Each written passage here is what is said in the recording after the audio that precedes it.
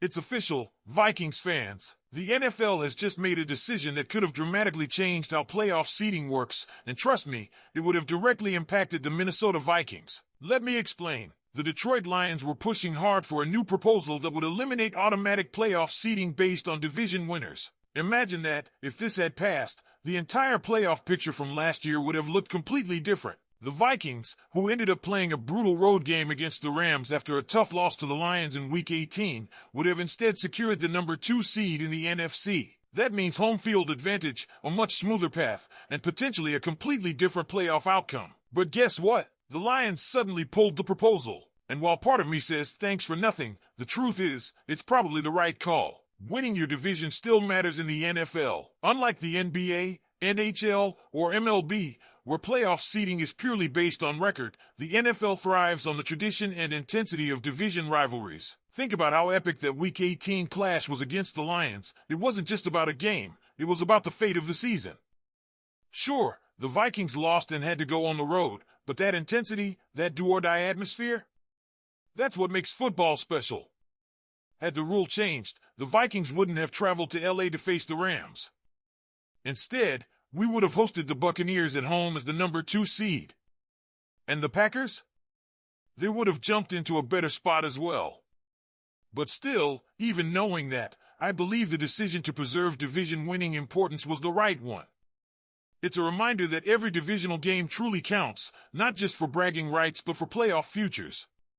But hold on, that's not the only big news that just dropped. The infamous tush push lives on. Yes, the play made famous by the Philadelphia Eagles that every fan either loves or absolutely despises was up for debate. There was a real chance it was going to be banned from the NFL starting this season. There were just 2 votes shy of killing it. 2 votes. That's how close it came to being wiped off the playbooks. And listen, every time someone mentions the tush push, most people immediately think of the Eagles. Not me. My mind goes straight back to that heartbreaker against the Bengals in overtime. Picture this, 6 minutes left, 3rd and 1, and what does Kevin O'Connell dial up? Not your standard QB sneak. Not even a run up the middle. No. He sends 5 feet 8 inches wide receiver Brandon Powell to help push backup quarterback Nick Mullins behind center Garrett Bradbury. I wish I were making this up. You've seen bad tush push attempts before? This one, I swear, belongs in the Hall of Shame. Easily the worst execution I've ever witnessed.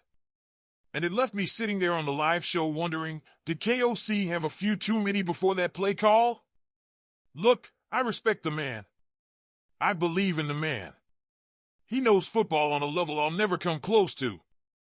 But that decision? Absolutely criminal. Honestly, it might tie with that head-scratching Justin Jefferson pass attempt from the wild card game, the one where we were backed up in our own territory on 4th and 1. Yeah, that was another unforgettable disaster.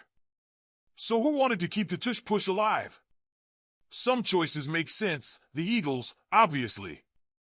The Ravens, Browns, and Lions? Yep, all physical football teams where it fits the play style. But then the Dolphins and Jaguars? Come on. Have you seen the Dolphins' offensive line try to do anything physical in short yardage situations? Absolutely baffling. Same goes for the Titans. Jets, though? Makes sense. They're dreaming of Justin Fields powering forward for extra yards. But yeah, this rule sticks around whether we like it or not. Now shifting gears a bit, there's some positive news Vikings fans should get excited about. The NFL has just announced a brand new award, the Protector of the Year, designed to honor the best offensive linemen in the league. And I'm telling you right now, circle the name Christian Darrisaw. This guy is going to be in the running every single year. It's Darrisaw versus Penei Sewell from the Lions. Bookmark it now. Massive credit to Deion Dawkins and Joe Thomas for pushing the league to create this award. The name alone, Protector of the Year, carries weight. Offensive linemen finally getting some love. And honestly, Darrisaw deserves it.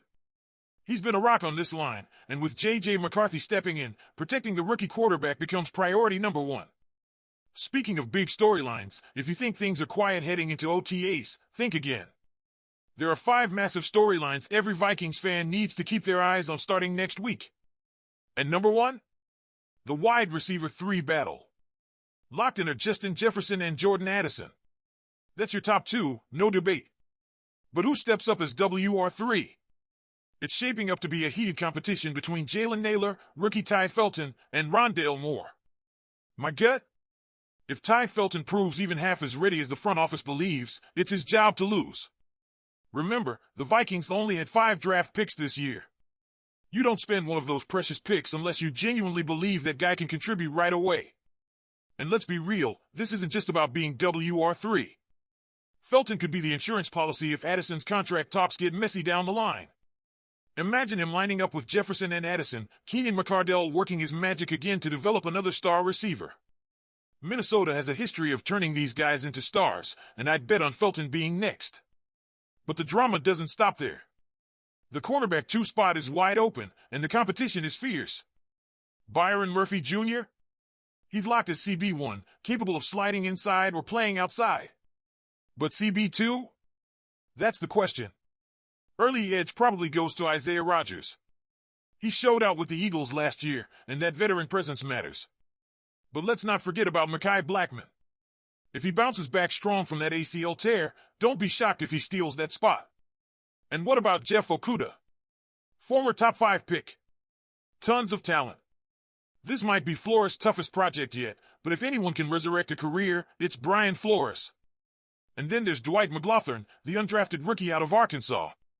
He's a wild card, but sometimes those stories write themselves.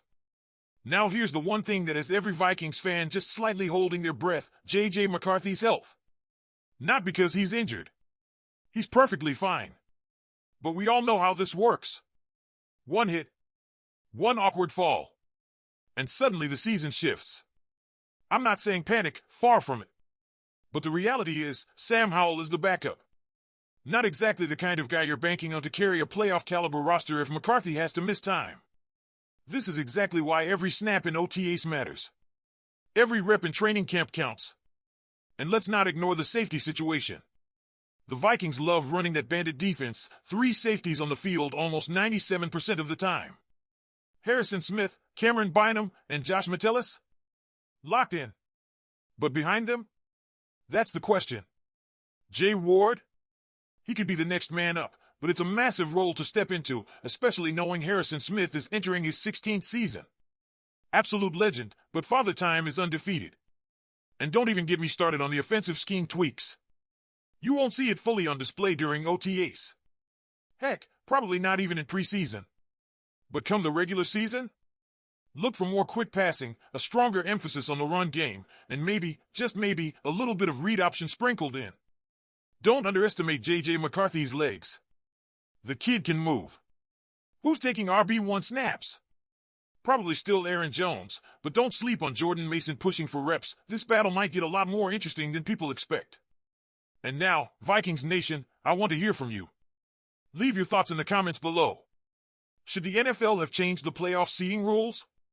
Are you worried about the WR3 race? Or are you more concerned about the CB2 spot? Don't forget to hit the like button and subscribe to the channel. Go Vikings!